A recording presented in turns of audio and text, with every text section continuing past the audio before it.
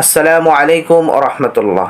প্রিয় দর্শক, এই ভিডিওতে আলোচনা করব তিনটা প্রশ্ন এবং এর উত্তর নিয়ে। ১ নম্বর প্রশ্ন হলো, কাকে বেহেশতের হুর বেছে নেওয়ার সুযোগ দিবেন? ২ নম্বর প্রশ্ন হলো, কোন কালিমার বরকতে জাহান্নাম থেকে বের করে আনা হবে?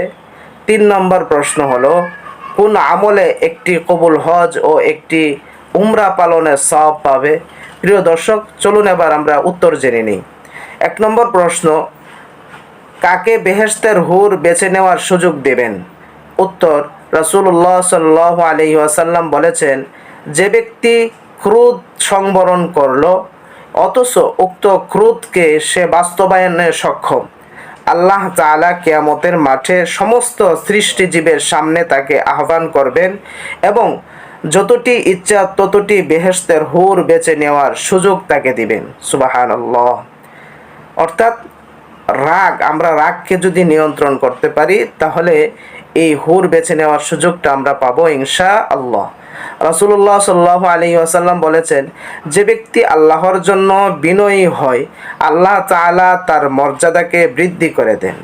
রাসূলুল্লাহ সাল্লাল্লাহু আলাইহি ওয়াসাল্লাম বলেছেন, যে ব্যক্তি পছন্দ করে যে তার রিজিক বৃদ্ধি পাক এবং তার হায়াত দীর্ঘায়িত হোক, সে যেন আত্মীয়তার সম্পর্ক বজায় রাখে। প্রিয় দর্শক, ২ নম্বর প্রশ্ন ছিল, কোন কালিমার বরকতে জাহান্নাম থেকে বের করে আনা হবে? উত্তর, হযরত আনাস রাদিয়াল্লাহু তাআলা আনহু থেকে বর্ণিত, নবী করিম সাল্লাল্লাহু আলাইহি ওয়াসাল্লাম বলেছেন, যে ব্যক্তি লা ইলাহা ইল্লাল্লাহ বলবে আর তার অন্তরে একটি জব পরিমাণ নেকি থাকবে, তাকে জাহান্নাম থেকে বের করে আনা হবে। এবং যে ব্যক্তি লা ইলাহা ইল্লাল্লাহ বলবে আর তার অন্তরে একটি গম পরিমাণও নেকি থাকবে, তাকে জাহান্নাম থেকে বের করে আনা হবে। এবং যে ব্যক্তি লা ইলাহা ইল্লাল্লাহ বলবে আর তার অন্তরে একটি অণু পরিমাণ নেকি থাকবে, তাকে জাহান্নাম থেকে বের করে আনা হবে। প্রিয় দর্শক, ৩ নম্বর প্রশ্ন ছিল, কোন আমলে একটি কবুল হজ ও একটি উমরা পালনের সওয়াব পাবে?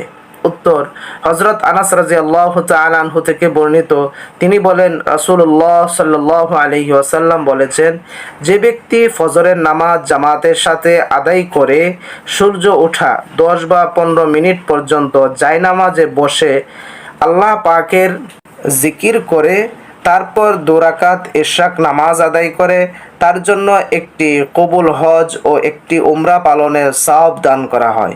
রাবি বলেন, রাসূলুল্লাহ সাল্লাল্লাহু আলাইহি ওয়াসাল্লাম এই কথাটি ৩ বার বলেছেন, কবুল হজ ও উমরা, মকবুল হজ ও উমরা, মকবুল হজ ও উমরা পালনের সওয়াব দান করা হয়। সুবহানাল্লাহ। প্রিয় দর্শক, আল্লাহ তাআলা আমাদের সকলকে আমল করার তৌফিক দান করুন। আমিন।